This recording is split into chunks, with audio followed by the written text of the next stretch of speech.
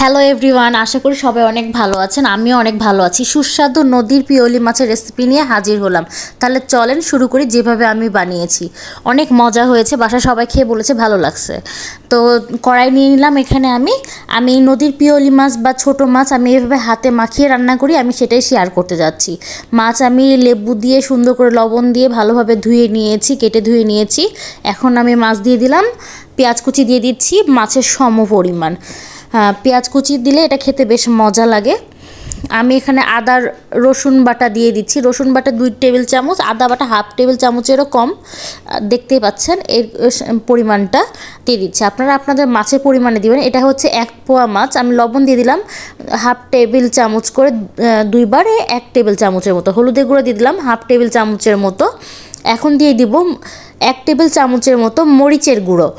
আপনারা চাইলে মরিচের গুঁড়োটা স্কিপ করতে পারেন, তবে ছোট মাছের ঝোল চচ্চড়ি এগুলোতে মরিচের গুঁড়ো দিলে কালারটা ভালো আসে, সেই জন্য ব্যবহার করেছি। এটাতে ঝাল কম। এখন আমি এখানে এগুলো ভালো করে একসাথে গুঁড়া মশলা বাটা মশলা একসাথে দিয়ে দিলাম। নদীর ছোট মাছ আমি এইভাবে হাতে মাখিয়ে রান্না করতে বেশি ভালো হয় আমার কাছে মনে হয়, সেটাই আমি আসলে শেয়ার করছি। আর আপনাদের কেমন লাগছে অবশ্যই কমেন্টে জানাবেন। আমি সয়াবিন তেল দিয়ে দিলাম খুবই সামান্য পরিমাণে, 1 চামচের মতো করে। এটা এখন আমি হাত দিয়ে ভালোভাবে মাখিয়ে নিব, তবে বেশি চাপাচাপি করব না, আলতোভাবে মাখিয়ে নিব। কারণ এটা মাছগুলো এমনিতে ছোট ছোট, বেশি চাপাচাপি করলে এটা সমস্যা হতে পারে, নরম হয়ে যেতে পারে। আমি হালকা করে মাখানো শেষ। এখন আমি পরিমাণ মতো পানি দিয়ে দিচ্ছি। আপনারা আপনাদের ঝোলটা চচ্চড়ি করবেন না পাতলা ঝোল করবেন, এটার উপর ডিপেন্ড করে পানি দিবেন। আমি এখানে চচ্চড়ি করব, সেহেতু পানিটা আমি এটা মাখো মাখো টাইপের করার মতো করেই পানি দিয়েছি। এখানে কাঁচামরিচ দিয়ে দিলাম 7টার মতো। আপনারা আপনাদের ঝালের পরিমাণটা বাড়িয়ে কমিয়ে দিতে পারেন। আমি ঢাকনা দিয়ে ঢেকে দিচ্ছি, ফুটে আসা পর্যন্ত অপেক্ষা করব। এটা আস্তে আস্তে ফুটে আসছে। ফুটে আসলে আমি ঢাকনাটা উঠায়ে দেখব কি অবস্থা। আমি এখন এটা যখন ফুটে আসবে একটু সময় লাগবে।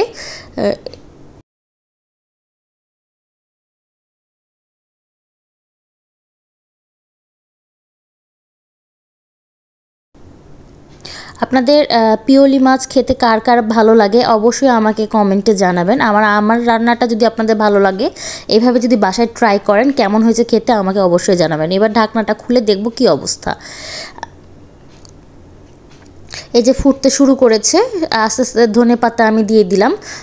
ধনেপাতা দিয়ে দিলে স্বাদটা ভালো আসে। আমি কুচি করে কেটে ধুয়ে রাখা ধনেপাতাগুলো আমি দিয়ে দিলাম। এটা এখন পানি কমে আসা পর্যন্ত অপেক্ষা করব। পানি কমে আসছে, পানি কমে আসছে, আমার হয়ে গেছে চচ্চড়িটা। খেতে এটা এখন পরিবেশন পাত্রে ঢালবো।